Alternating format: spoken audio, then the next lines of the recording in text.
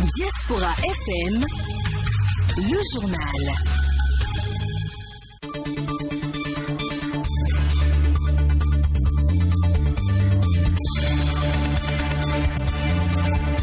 Lundi 6 septembre 2021, bonsoir à toutes, bonsoir à tous, merci d'être au rendez-vous de l'actualité, voici les titres. Un but partout, c'est le score de la rencontre entre le Bénin et la RDC ce lundi à Cotonou, match comptant pour la deuxième journée des éliminatoires de la Coupe du Monde Qatar 2022.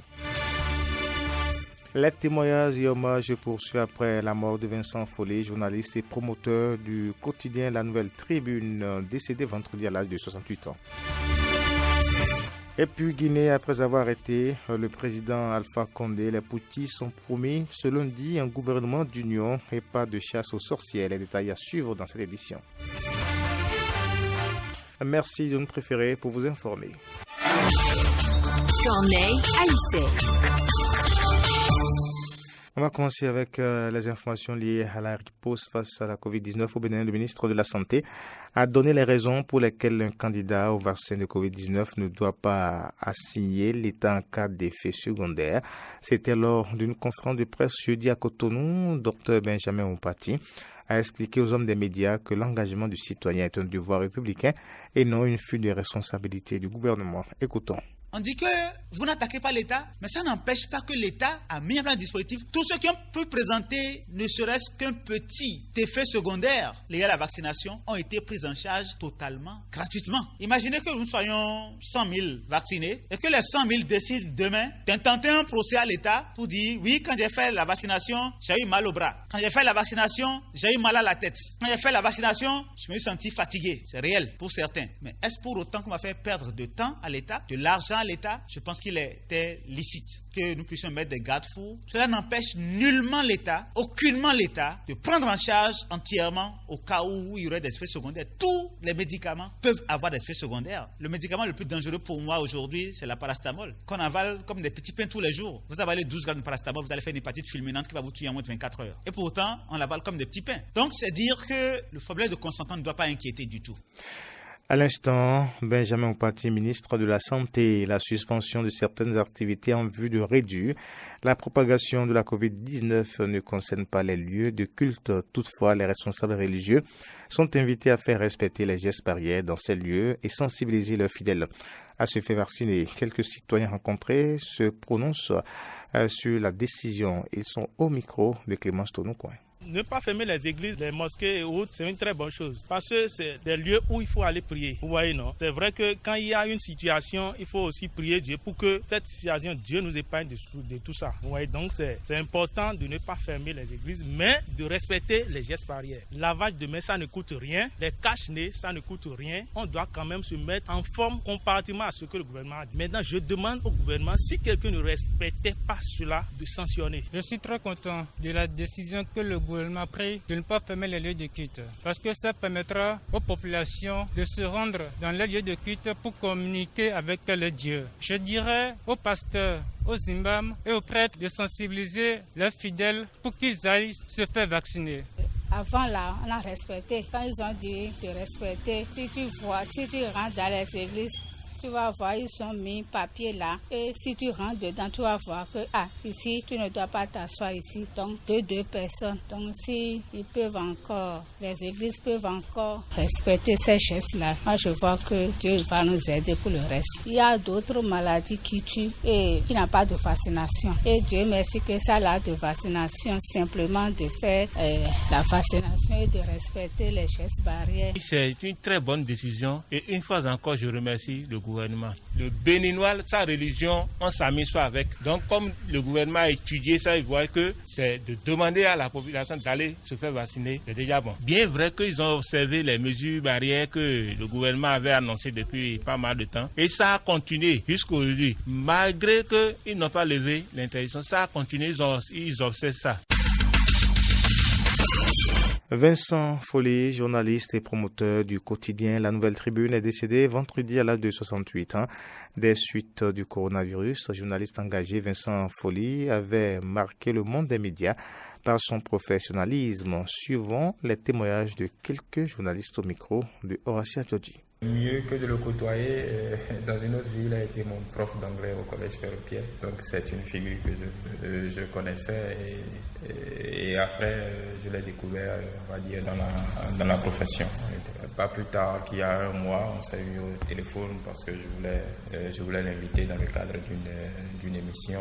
On a un peu rigolé, ainsi de suite. Donc c'était la dernière conversation que j'ai eue avec lui. En tant que professionnel des médias, et ça je pense que ça peut faire l'unanimité, c'était sa rigueur, son professionnalisme. Il avait une certaine idée du métier qu'il défendait, peut-être parfois tout feu, tout flamme. Mais ce qu'on peut lui reconnaître, c'est un professionnel abouti et quelqu'un qui était d'une cohérence, on va dire, inattaquable. Donc c'est une grande figure de la profession qui vient de nous quitter. Et je pense qu'on peut retenir de lui son professionnalisme dans le traitement de l'information, en tout cas, et on va dire sa rigueur intellectuelle, quand bien même on ne peut pas être d'accord avec ses prises de position.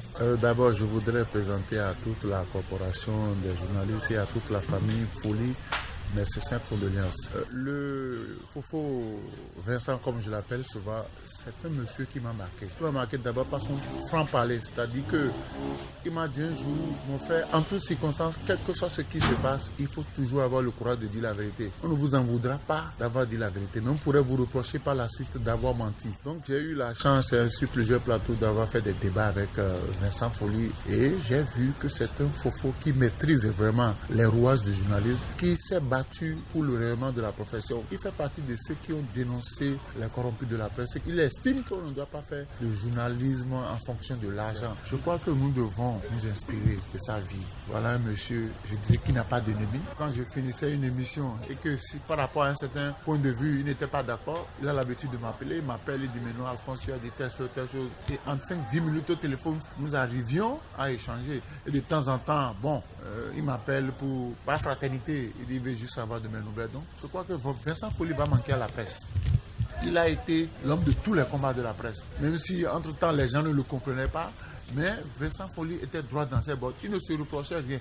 Il disait ce qu'il pensait. Il opinait surtout quand vous l'invitez pour venir faire une émission que Vincent est libre. Volontiers, il vient. Il n'a jamais... Je ne sais pas si on l'a invité une fois sur une émission, il a dit non, je ne reviens pas. Quel que soit le contradicteur que vous mettez devant Vincent Folie, il arrive à s'en sortir et il ne craint pas votre puissance. S'il a quelque chose à vous dire, il le dit en direct, quitte à vous de vous fâcher ou de ne pas vous fâcher. Cette édition se poursuit. L'écrivain Abalo Kokou Menagbe a rendu public un nouvel ouvrage intitulé Les insectes du ministre.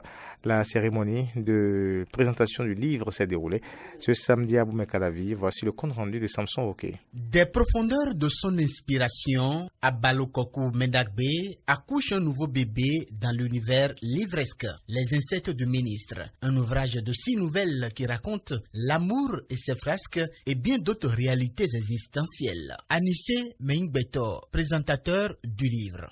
Le ministre avec ses insectes. La chute malheureuse, brutale, honteuse et peut-être fatale qu'il a connue n'a eu qu'un seul nom, Rosine Koupani. En effet, depuis que ses yeux sont posés sur cet employé des services de l'arrondissement de Gembe, il n'a plus jamais vécu tranquille. Secoué par l'amour ou l'attirance, il a fait nommer de coq à l'âne Rosine à la tête d'un projet phare de son ministère, lui a pris un appartement dans lequel il a commencé à voir sur elle des insectes avant de commencer effectivement à les tuer à l'extérieur du pays lors d'une mission organisée exprès pour se retrouver seul avec elle. La suite est imparable. Pour l'auteur, l'objectif est de participer à la transformation de la société à travers la plume. Abalo Kokou Menagbe, auteur du livre. Le but de chaque ouvrage, sinon ce que recherche chaque écrivain, c'est que l'être se transforme en bien. On n'écrit pas parce qu'on a envie d'écrire. On n'écrit pas parce qu'on a vu faire.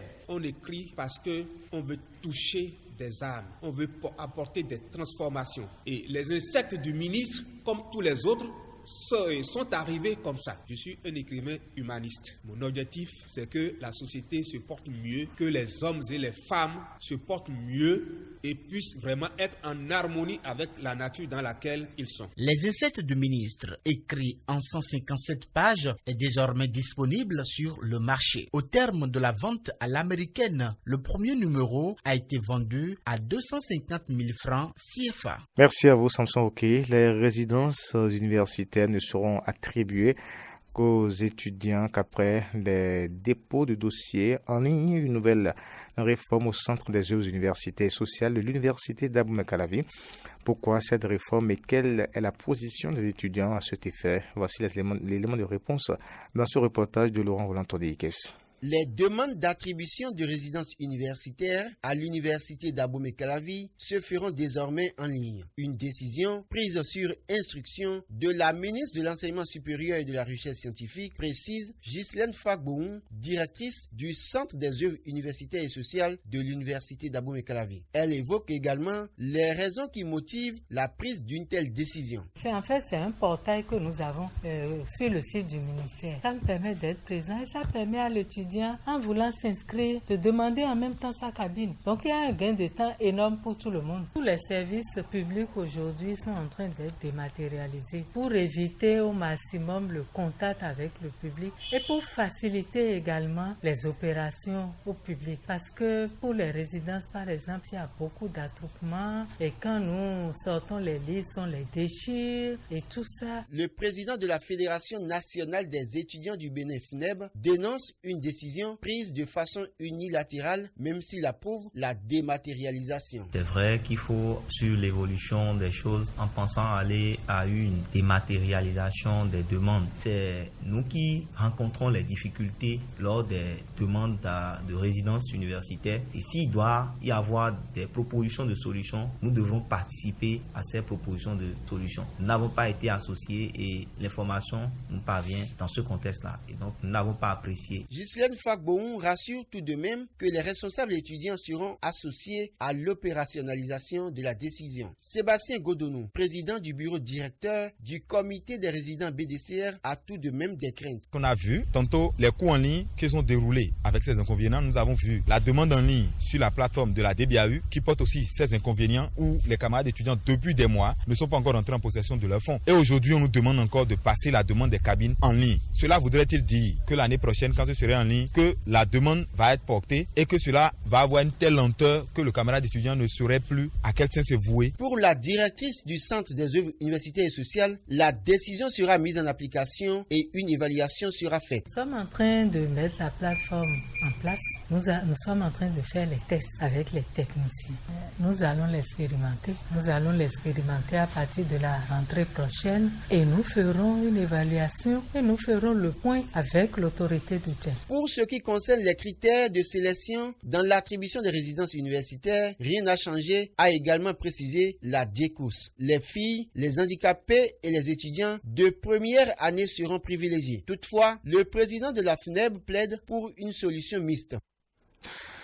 On poursuit avant de retrouver l'actualité internationale. La Guinée-Conakry a fait objet d'un coup d'État hier. Les Poutis sont affirmés avoir capturé le président Alpha Condé, dissout toutes les institutions de l'État. Quelle lecture peut-on faire de cette situation? Quelles pourraient en être les causes? Éléments de réponse dans cette interview à nous accordé par Olivier Michel de Campos et Morgan Assogba. Ils sont respectivement analystes géopolitiques et analystes politiques. Propos recueillis par Doka Sawanga. La situation qui prévaut actuellement en Guinée interpelle déjà toute la communauté internationale et plus spécifiquement la sous-région ouest-africaine. Alors il s'agit clairement là d'un recul démocratique pour ce pays dont on connaît assez l'histoire après l'élection d'Alpha Condé en 2010 qui avait suscité une vague d'espoir réel pour la population guinéenne qui avait connu quand même, faut-il le rappeler, près de 52 ans de régime autoritaire. Alors cette élection avait sonné comme une sorte de de renouveau pour la population, mais se solde malheureusement par ce nouveau coup d'État que nous pouvons considérer comme une sortie par la petite porte pour Alpha Condé. Il faut comprendre une chose, c'est que la plupart des situations similaires en Afrique ont pour premier motif l'ordre constitutionnel. À un moment donné, vous avez des acteurs politiques ou même des personnes appartenant à la population qui ont estimé que l'ordre constitutionnel, qui naturellement est un test fondamental et que l'entièreté de la population aurait donc consenti à cela, a été à un moment donné brisé. Et une remise en cause de la légitimité de ces acteurs politiques qui sont au leadership. Et donc, naturellement, nous nous retrouvons face à ces contestations qui grandissent en frustration et qui, à un moment donné, lorsqu'ils rencontrent un soutien, que ce soit militaire ou que ce soit externe, cela donne ce que ça donne. Et donc, il est temps que les acteurs politiques prêtent une oreille plus attentive à chaque contestation relative à l'ordre constitutionnel dans le pays. Ce peuple doit faire preuve de maturité. Maturité dans le sens de leur participation au processus de décision. Maturité dans le sens d'éviter de s'enliser dans une dynamique de violence. Il faudrait que la communauté internationale ne décide pas, du système de transition qui doit être utilisé en Guinée, ne décide pas de la durée de ce système de transition, mais qui puisse permettre au peuple guinéen de faire un diagnostic profond de ce pourquoi la Guinée se retrouve face à cette situation et de suggérer des solutions eux-mêmes. Les nouvelles africaines et internationales.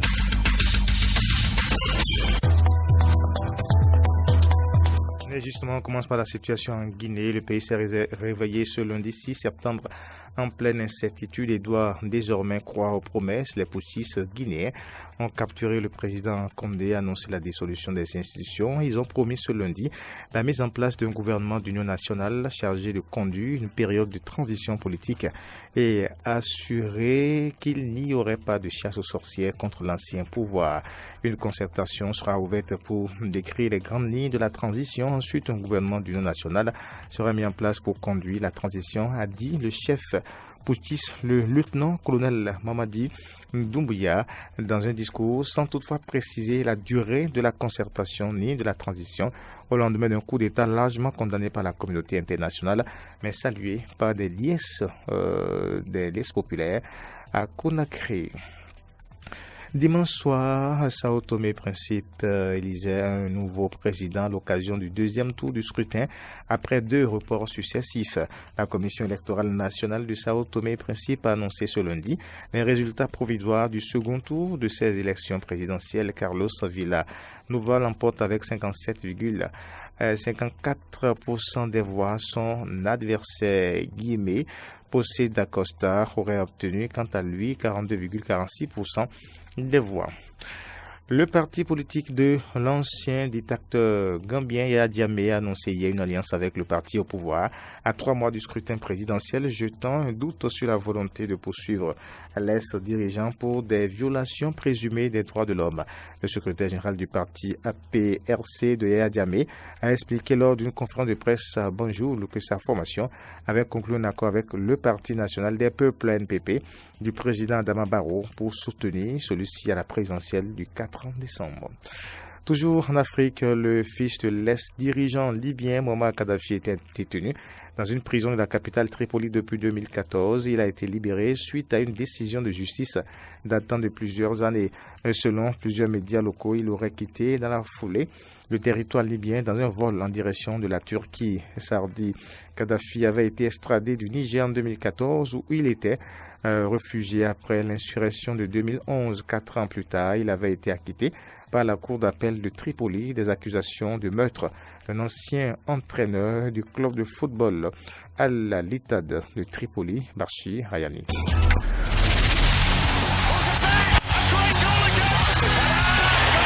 Tout le sport. Info sport à présent, les écureuils du Bénin affrontés ce lundi 6 septembre les léopards de la République démocratique du Congo dans le cadre de la 2e journée des éliminatoires du Mondial Qatar 2022 à l'issue du match joué au stade Général Mathieu Kirikou, les deux équipes se sont neutralisées avec un score de 1 but partout. Le premier but a été marqué par l'attaquant congolais Dieu merci Mbokani à la 12e minute. Le but égalisateur du Bénin est intervenu à la 33e minute. Il a été marqué par le milieu de terrain Jordan Adioti. Pour l'heure, le Bénin totalise 4 points, la RDC 2 points devant la Tanzanie et le Madagascar qui ont chacun 1 point. Suivant la réaction de quelques supporters des Écureuils juste à la fin de la rencontre. C'est un beau match. Nous aurions aimé avoir des Écureuils plus flamboyants que ça, mais c'est déjà très bien qu'ils ne concèdent pas une défaite sur leurs propres installations et c'est quand même bon pour la suite. On a assisté à un très bon match de la part des Écureuils, même si ce n'était pas le score qu'on voulait, parce que personnellement j'aurais aimé que les Écureuils s'imposent sur leur propre terrain. Je pense que rien n'est encore perdu. Actuellement ils sont premiers de leur groupe. Je pense qu'ils doivent continuer sur cette lancée jusqu'à la fin de cette phase. Notre pays, le Bénin, vient de faire match nul à domicile. Et moi, je tiens à leur dire merci pour ce score, même si je m'attendais à une victoire à domicile. Le cuir est rond pour les 22 acteurs, donc ils ont fait ce qu'ils ont pu. Donc mes sentiments sont des sentiments de joie et de satisfaction. Vraiment, je suis heureux, j'ai suivi un bon match. Et au début, j'avais plus peur. Au moment où les Congolais ont marqué le premier but, je m'étais dit que donc c'est fini. Donc les miens, sur leur propre terrain, seront battus. Mais Dieu merci, ils ont pu égaliser ça et ils ont mené ça jusqu'à la fin.